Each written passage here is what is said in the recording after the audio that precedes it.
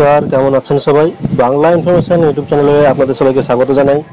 আজকে এসে গেছি আরেকটি নতুন ভিডিও নিয়ে। আজকে আলোচনা করব রোজ ভ্যালি চিট ফান্ডের বিষয়ে। তো আলোচনা শুরু করার আগে সবার কাছে আরো বলি, আমার এই ছোট্ট চ্যানেলটিকে তোমরা লাইক করো, সাবস্ক্রাইব করো এবং পাশে থাকা বেল আইকনটিকে অন করে আমার সঙ্গে থাকো। তো ভিডিওটি শুরু করি। প্রথমে দেখতে পাচ্ছি আমরা প্রথমেই রোজ ভ্যালির টাকা ফেরাতে রোজ ভ্যালির টাকা ফেরাতে 515 কোটি কমিটির হাতে, অর্থাৎ রোজ ভ্যালি যে যারা লগ্নি করেছিলেন তাদেরকে টাকা ফেরানোর জন্য 515 কোটি টাকা কমিটির হাতে দেওয়া হয়েছে ফেরত দেওয়ার জন্য। বিবৃতি জারি করে কেন্দ্রীয় সরকার জানিয়েছে প্রায় 7.5 লক্ষ আমলাতকারী টাকা ফেরতের জন্য গঠিত কমিটির কাছে প্রায় 31 লক্ষ অভিযোগ জানিয়েছিলেন।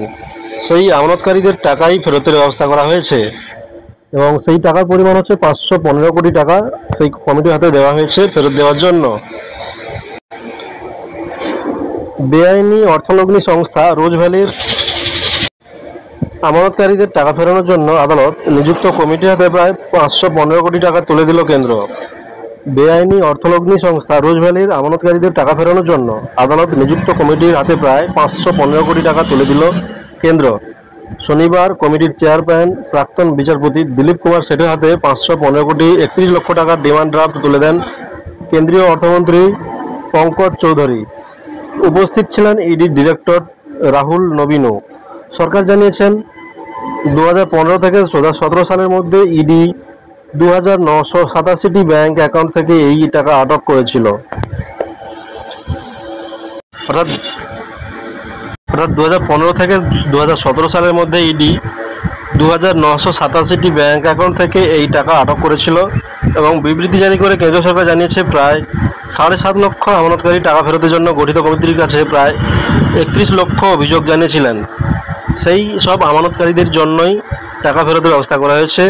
এর আগে ইডি এই কমিটির হাতে প্রায় 22 কোটি টাকা তুলে দিয়েছিল, তা দিয়ে প্রায় 32,000 আমানতকারীর টাকা ফেরতের ব্যবস্থা করা হয়েছিল। সরকার আরও জানিয়েছে এই টাকা ছাড়াও ওই সংস্থার আরও স্থাবর এবং অস্থাবর সম্পত্তি ইডি আটক করেছিল।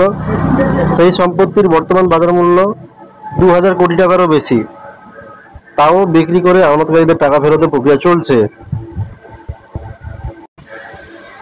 অর্থাৎ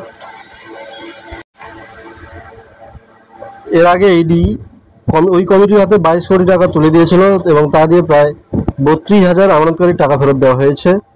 এবং সরকার আরও জানিয়েছে এই রোজ ভ্যালি চিটফান্ড কোম্পানির সংস্থার আরও স্থাবর ও অস্থাবর সম্পত্তি তারা আটক করে রেখেছিল এবং সেই সমস্ত স্থাবর অস্থাবর সম্পত্তি বর্তমান বাজার মূল্য প্রায় 2000 কোটি টাকার উপরে এবং সেই সমস্ত সম্পত্তি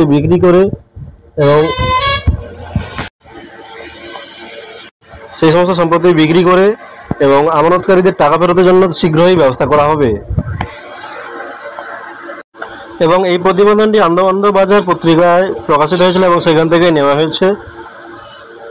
তো বন্ধুরা, আমার এই ভিডিওটি যদি ভালো লেগে থাকে তবে একটা লাইক করো, সঙ্গে সাবস্ক্রাইব করো চ্যানেলটিকে এবং পাশে থাকা বেল আইকনটিকে অন করে আমার সঙ্গে থাকো। ধন্যবাদ।